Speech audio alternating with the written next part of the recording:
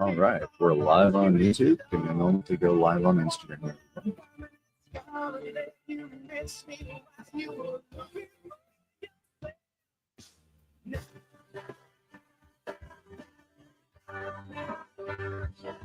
All right, and I'm live on Instagram as well. Let's kill the music and get right to it. Good morning. So not quite an insomniac edition. We'll call this the early bird edition. And welcome to Chapter 10, Halloween. I'm going to start right off with one of the Manalama illustrations for the chapter heading. Also today, we have two cameras. And I don't know how much fun that'll be, but we have that. So, Halloween. Malfoy couldn't believe his eyes when he saw that Harry and Ron were still at Hogwarts the next day, looking tired but perfectly cheerful. Indeed, by the next morning, Harry and Ron thought that meeting the three-headed dog had been an excellent adventure, and they were quite keen to have another one.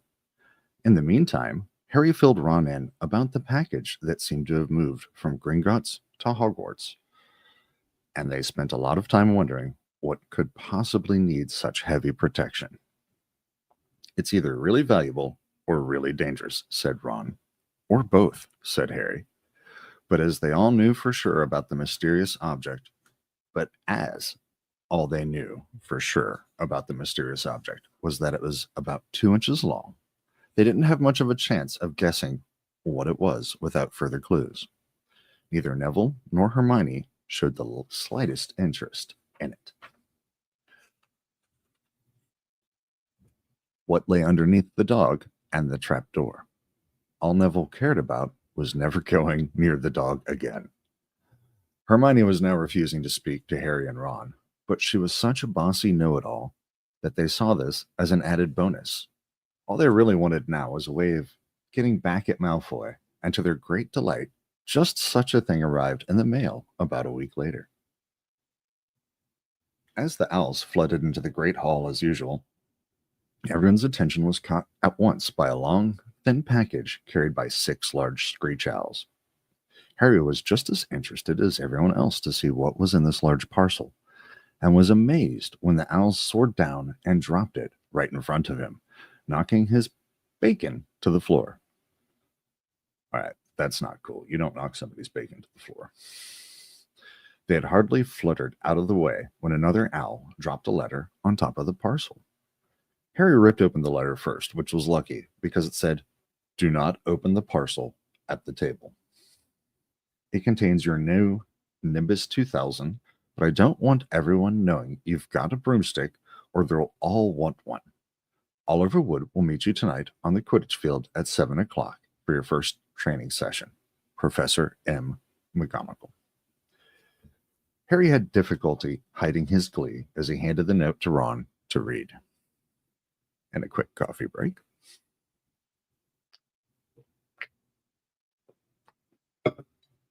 Excellent. Taking down that title illustration.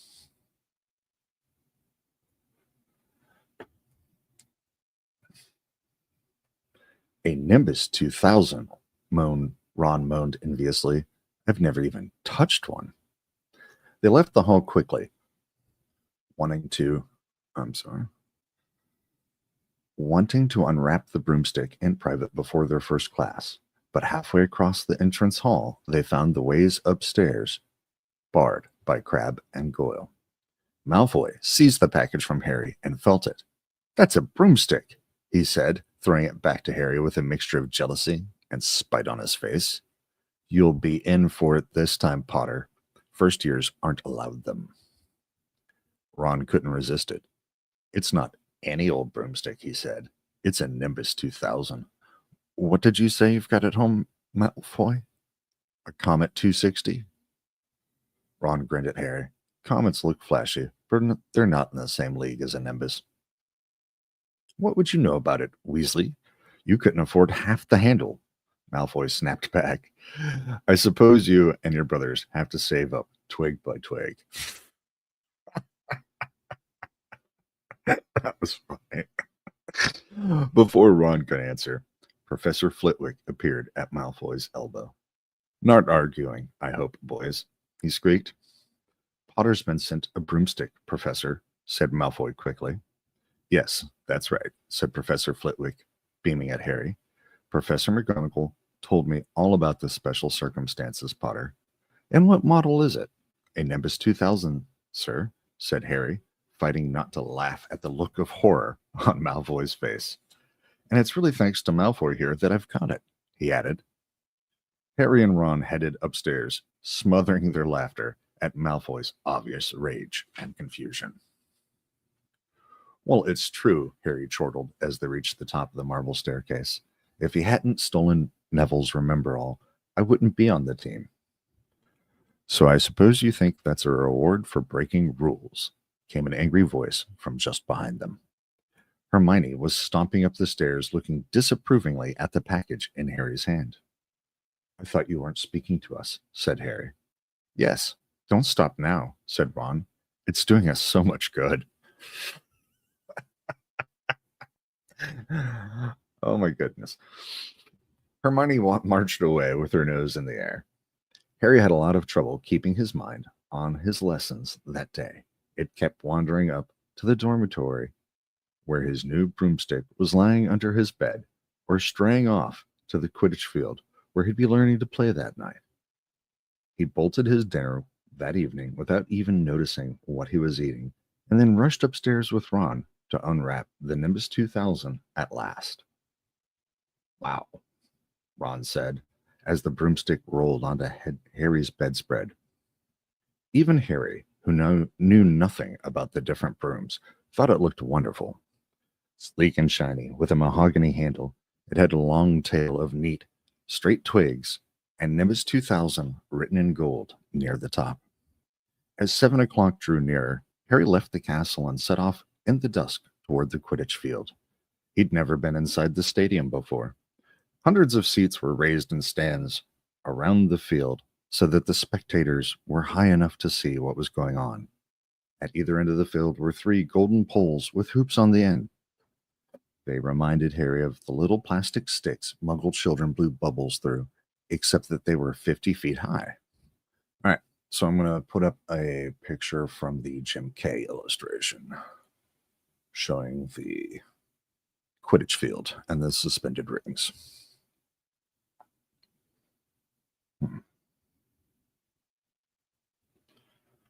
There we go, 50 feet high. Too eager to fly again to wait for wood, Harry mounted his broomstick and kicked off the ground. What a feeling! He swooped in and out of the goalposts and then sped up and down the field. The Nimbus 2000 turned wherever he wanted at his lightest touch. Hey, Potter, come down. Oliver Wood had arrived. He was carrying a large wooden crate under his arm. Harry landed next to him. Very nice, said Wood, his eyes glinting. I see what McGonagall meant. You really are a natural. I'm just going to teach you the rules this evening. Then you'll be joining team practice 3 times a week. He opened the crate. Inside were 4 different-sized balls. Right, said Wood. Now, Quidditch is easy enough to understand, even if it's not too easy to play. There are 7 players on each side. 3 of them are called chasers. 3 chasers, Harry repeated, as Wood took out a bright red ball about the size of a soccer ball. This ball's called the quaffle, said Wood. The chasers throw the quaffle to each other and try to get it through one of the hoops to score a goal. 10 points every time the quaffle goes through one of the hoops. Follow me? The chasers throw the quaffle and put it through the hoops to score, Harry recited. So that's sort of like basketball on broomsticks with 6 hoops, isn't it? What's basketball? Said Wood curiously. Never mind, said Harry quickly. Now there's another player on each side who's called the keeper. I'm the keeper for Gryffindor. I have to fly around our hoops and stop the other team from scoring. All right, picture's coming down. And we're going to try the other view camera there. 3 chasers, 1 keeper, said Harry, who was determined to remember it all. And they play with the quaffle. Okay, got that. So what are they for? He pointed at the three balls left inside the box. I'll show you now, said Wood. Take this. He handed Harry a small club, a bit like a short baseball bat. I'm going to show you what the bludgers do, Wood said. These two are bludgers. He showed Harry two identical balls, jet black and slightly smaller than the red quaffle. Harry noticed that they seemed to be straining to escape the straps, holding them inside the box. Stand back, Wood warned Harry. He bent down and freed one of the bludgers. At once, the black ball rose high in the air and then pelted straight at Harry's face. Harry swung at it with the bat to stop it from breaking his nose and sent it zigzagging away into the air. It zoomed around their heads and then shot at Wood, who dived on top of it and managed to pin it to the ground. You know, everything in this universe is immediately hostile in a scary way. Like everything's always trying to attack or nip or poison or, man, it's a dangerous world. See? Wood panted, forcing the struggling bludger back into the crate and strapping it down safely. The bludgers rocket around, trying to knock players off their brooms. That's why you have two beaters on each team. The Weasley twins are ours, and it's their job to protect their side from the bludgers and try to knock them toward the other team. So, you think you've got all that? 3 chasers try and score with the quaffle. The keeper guards the goalposts. The beaters keep the bludgers away from their team. Harry reeled off. Very good, said Wood. Have the bludgers ever killed anyone? Harry asked, hoping he sounded offhand. That's a great question, Harry. Never at Hogwarts. We've had a couple of broken jaws, but nothing worse than that. Now, the last member of the team is the Seeker. That's you. And you don't have to worry about the quaffle or the bludgers, unless they crack my head open.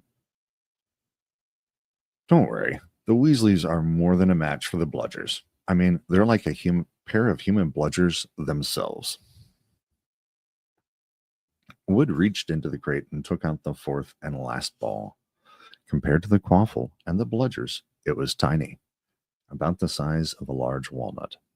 It was bright gold and had little fluttering silver wings. This, said Wood, is the golden snitch, and it is the most important ball of the lot. It's very hard to catch because it's so fast and difficult to see. It's the Seeker's job to catch it. You've got to weave in and out of the chasers, beaters, bludgers, and quaffle to get it before the other team's Seeker, because whichever Seeker catches the snitch wins his team an extra 150 points, so they nearly always win. That's why Seekers get fouled so much. A game of Quidditch only ends when the snitch is caught, so it can go on for ages. I think the record is 3 months. They had to keep bringing on substitutes so the players could get some sleep. Well, that's it. Any questions? That's horrible. Imagine starting a game that could last for months. You apparently, once you step on the field and the game starts, you're locked in for... Man, that is horrible. Harry shrugged his head. He understood what he had to do, all right. It was doing it that was going to be the problem. We won't practice with the snitch yet, said Wood, carefully shutting it back inside the crate. It's too dark. We might lose it. Let's try you out with a few of these. He pulled a bag of ordinary golf balls out of his pocket, and a few minutes later, he and Harry were up in the air, Wood throwing the golf balls as hard as he could in every direction for Harry to catch. Harry didn't miss a single one, and Wood was delighted. After half an hour, night had really fallen, and they couldn't carry on. That Quidditch couple have our name on it this year, said Wood happily, as they trudged back up to the castle. I wouldn't be surprised if you turn out better than Charlie Weasley, and he could have played for England if he hadn't gone off chasing dragons. Perhaps it was because he was now so busy, what with Quidditch practice 3 evenings a week on top of all his homework, but Harry could hardly believe it.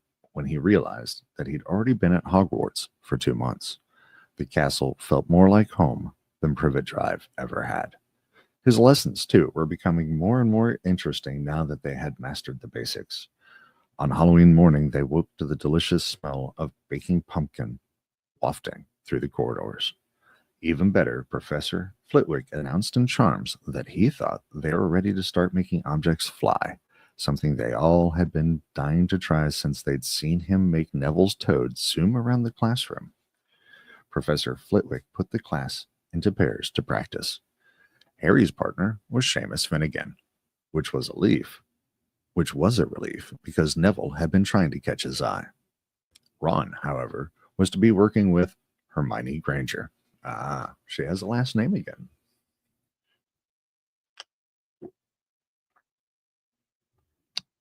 I think she has a last name when she's not considered part of the group. She was briefly a part of the group for their midnight adventure, and she had no last name, and now she has a last name again. I think it's a status marker. It was hard to tell whether Ron or Hermione was angrier about this. She hadn't spoken to either of them since the day Harry's broomstick had arrived. Now, don't forget that nice wrist movement we've been practicing, squeaked Professor Flitwick, perched on top of his pile of books as usual. Swish and flick, remember, swish and flick. And saying the words properly is very important too. Never forget Wizard Barufio, who said s instead of f, and found himself on the floor with a buffalo on his chest.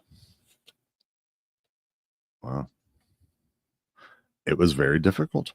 Harry and Seamus swished and flicked, but the feather they were supposed to be sending skyward just lay on the desktop. Seamus got so impatient that he prodded it with his wand and set fire to it. Harry had to put it out with his hat. Ron, at the next table, wasn't having much more luck. Wingardium Leviosa, he shouted, waving his long arms like a windmill. You're saying it wrong. Harry heard Hermione snap. It's Wingardium Leviosa. Make the gar nice and long. You do it, then, if you're so clever, Ron snarled. Hermione rolled up the sleeves of her gown, flicked her wand, and said, Wingardium Leviosa. Their feather rose off the desk and hovered about 4 feet above their heads. Oh, well done, cried Professor Flitwick, clapping. Everyone see here, Miss Granger's done it. Ron was in a very bad mood by the end of the class. Well, Ron might be, but we know who's in a good mood now.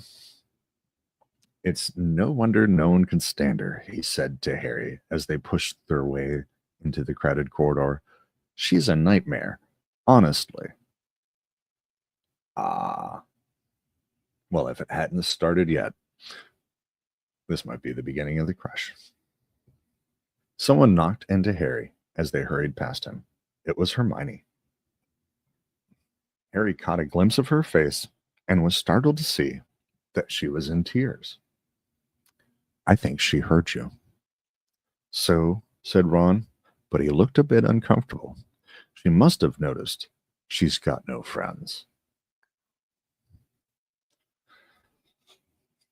Hermione didn't turn up for the next class and wasn't seen all afternoon. On their way down to the Great Hall for the Halloween feast, Harry and Ron overheard Parvati Patil telling her friend Lavender that Hermione was crying in the girls' bathroom and wanted to be left alone. Ron looked still more awkward at this, but a moment later they had entered the Great Hall, where the Halloween decorations put Hermione out of their minds. 1,000 live bats fluttered from the walls and ceiling, while 1,000 more swooped over the tables and low black clouds, making the candles and the pumpkin stutter. The feast appeared suddenly on the golden plates, as it had at the start of term banquet. Harry was just helping himself to a baked potato when Professor Quirrell came sprinting into the hall, his turban askew and terror on his face. Everyone stared as he reached Professor Dumbledore's chair, slumped against the table, and gasped, "Troll! In the dungeons! Thought you ought to know." He then sank to the floor in a dead faint. There was an uproar. It took several purple firecrackers exploding from the end of Professor Dumbledore's wand to bring silence. "Prefects," he rumbled, "lead your houses back to the dormitories immediately." Percy was in his element. "Follow me. Stick together. First years. No need to fear the troll if you follow my orders. Stay close behind me now. Make way. First years coming through." "Excuse me. I'm a prefect." "How could a troll get in?" Harry asked as they climbed the stairs. "Don't ask me. They're supposed to be really stupid," said Ron. "Maybe Peeves let it in for a Halloween joke." They passed different groups of people, hurrying in different directions. And as they jostled their way through a crowd of confused Hufflepuffs, Harry suddenly grabbed Ron's arm. "I've just thought. Hermione. What about her?" "She doesn't know about the troll." Ron bit his lip. "Oh, all right," he snapped. "But Percy'd better not see us." Tucking down, they joined the Hufflepuffs going the other way, slipped down a deserted side corridor, and hurried off toward the girls' bathroom. They had just turned the corner when they heard quick footsteps behind them. "Percy," hissed Ron, pulling Harry behind a large stone griffin. Peering around it, however, they saw not Percy, but Snape. He had crossed the corridor and disappeared from view. "What's he doing?" Harry whispered. "Why isn't he down in the dungeons with the rest of the teachers?" "Search me." Quietly as possible, they crept along the next corridor after Snape's fading footsteps. "He's heading for the third floor," Harry said, but Ron held up his hand. "Can you smell something?" Harry sniffed, and a foul stench reached his nostrils, a mixture of old socks and the kind of public toilet no one seems to clean. And then they heard it, a low grunting, and the shuffling footfalls. Oh my goodness. Sorry about that. It's 6:30, by the way. Shuffling footfalls of gigantic feet. Ron pointed, and at the end of a passage to the left, something huge was moving toward them. They shrank into the shadows and watched as it emerged into a patch of moonlight. All right, I'm going to put a pin in it real quick here. I actually have the illustration from the Jim Cave version and one from the Manalama version, and this one is the Manalama version. Excellent. I'll take down the other taskbar there. Excellent. It was a horrible sight.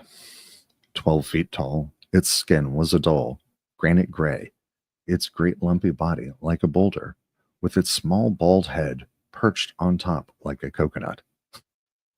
It had short legs, thick as tree trunks, with flat, horny feet. The smell coming from it was incredible. It was holding a large wooden club, which dragged along the floor because its arms were so long. The troll stopped next to a doorway and peered inside.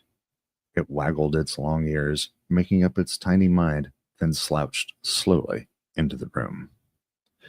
"The key's in the lock," Harry muttered. "We could lock it in." "Good idea," said Ron nervously. They edged towards the open door, mouths dry, praying the troll wasn't about to come out of it. With one great leap, Harry managed to grab the key, slam the door, and lock it. Yes! Flushed with their victory, they started to run back up the passage. But as they reached the corner, they heard something that made their hearts stop. A high, petrified scream, and it was coming from the chamber they'd just chained up. "Oh no," said Ron, pale as the bloody Baron. "It's the girls' bathroom," Harry gasped. "Hermione," they said together. It was the last thing they wanted to do, but what choice did they have? Wheeling around, they sprinted back to the door and turned the key, fumbling in their panic. Harry pulled the door open, and they ran inside.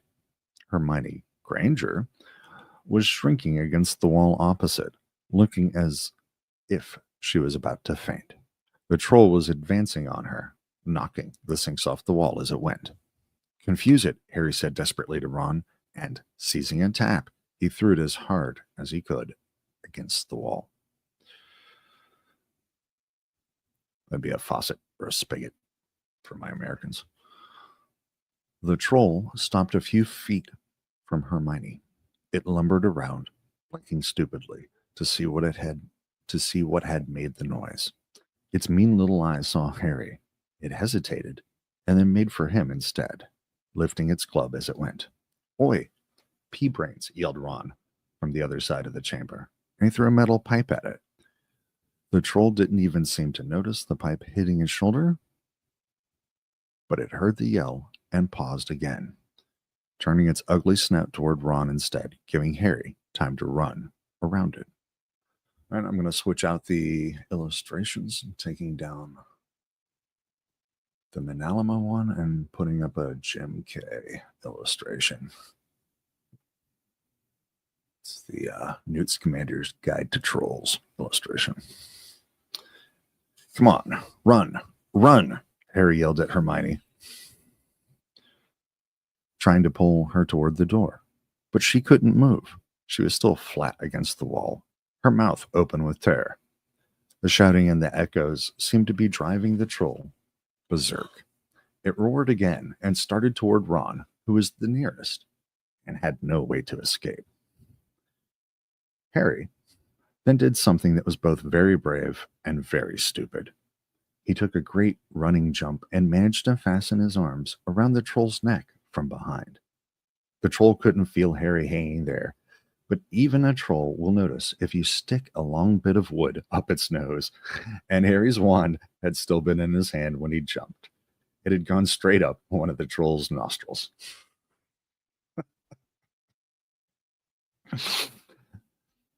Howling with pain, the troll twisted and flailed its club, with Harry clinging on for dear life. Any second, the troll was going to rip him off or catch him a terrible blow with the club. Hermione had sunk to the floor in fright. Ron pulled out his own wand, not knowing what he was going to do. He heard himself cry the first spell that came into his head, Wingardium Leviosa. The club flew suddenly out of the troll's hand, rose high up into the air, turned slowly over, and dropped with a sickening crack onto its owner's head. The troll swayed on the spot, then fell flat on its face, with a thud that made the whole room tremble. Harry got to his feet. He was shaking and out of breath. Ron was standing there with his wand still raised, staring at what he had done. It was Hermione who spoke first. "Is it dead?" "I don't think so," said Harry. "I think it's just been knocked out." He bent down and pulled his wand out of the troll's nose. It was covered in what looked like lumpy gray glue. Ugh, troll boogers.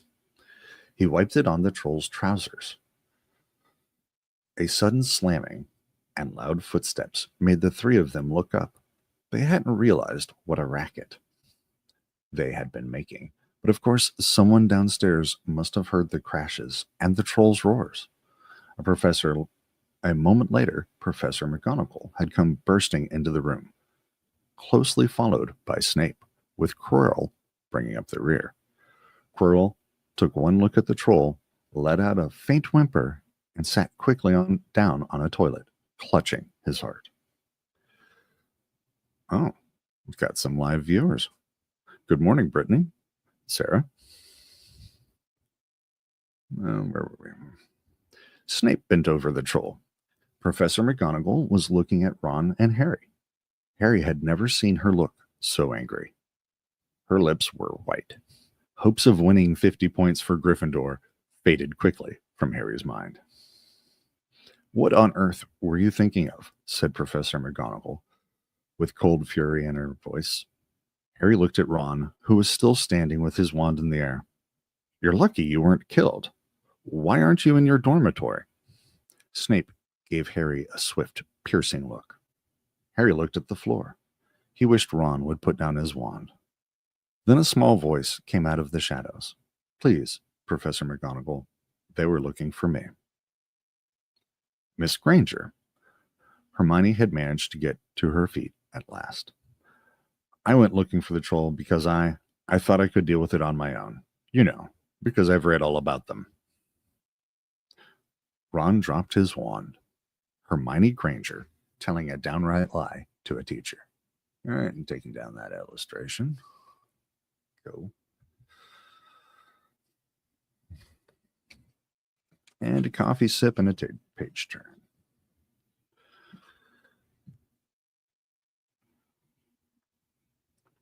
Thanks for your patience. If they hadn't found me, I'd be dead now. Harry stuck his wand up its nose, and Ron knocked it out with his own club.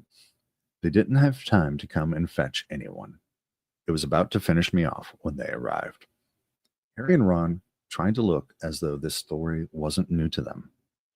Well, in that case, said Professor McGonagall, staring at the three of them, Miss Granger, you foolish girl, how could you think of tackling a mountain troll on your own? Hermione hung her head. Harry was speechless. Hermione was the last person to do anything against the rules, and here she was, pretending she had to get them out of trouble. It was oh my goodness. It was as if Snape had started handing out sweets. Miss Granger, 5 points will be taken from Gryffindor for this, said Professor McGonagall. I'm very disappointed in you. If you're not hurt at all, you better get off to Gryffindor Tower. Students are finishing the feast in their houses. Hermione left. Professor McGonagall turned to Harry and Ron. Well, I still say you were lucky, but not many first years could have taken on a full-grown mountain troll. You each win Gryffindor 5 points. Professor Dumbledore will be informed of this. You may go. They hurried out of the chamber and didn't speak at all until they had climbed 2 floors up. It was a relief to be away from the smell of the troll, quite apart from anything else. We should have gotten more than 10 points, Ron grumbled. 5, you mean, once she's taken off Hermione's? Could have hurt to get us out of trouble like that, Ron admitted. Mind you, we did save her. She might not have needed saving if we hadn't locked the thing in with her, Harry reminded him. They had reached the portrait of the fat lady. Pig snout, they said, and entered. The common room was packed and noisy. Everyone was eating the food that had been sent up. Hermione, however, stood alone by the door, waiting for them. There was a very embarrassed pause. Then, none of them looking at each other, they all said, thanks, and hurried off to get plates. But from that moment on, Hermione Granger became their friend. There are some things you can't share without ending up liking each other, and knocking out a 12-foot mountain troll is one of them. All right, well, thanks for joining me this morning for Chapter 10 Halloween. I'm going to take about a 30-minute break to get set up for the next one, and then I'm going to be back with Chapter 11 this morning. I hope you're all having a wonderful morning, and I'll see you soon. Bye.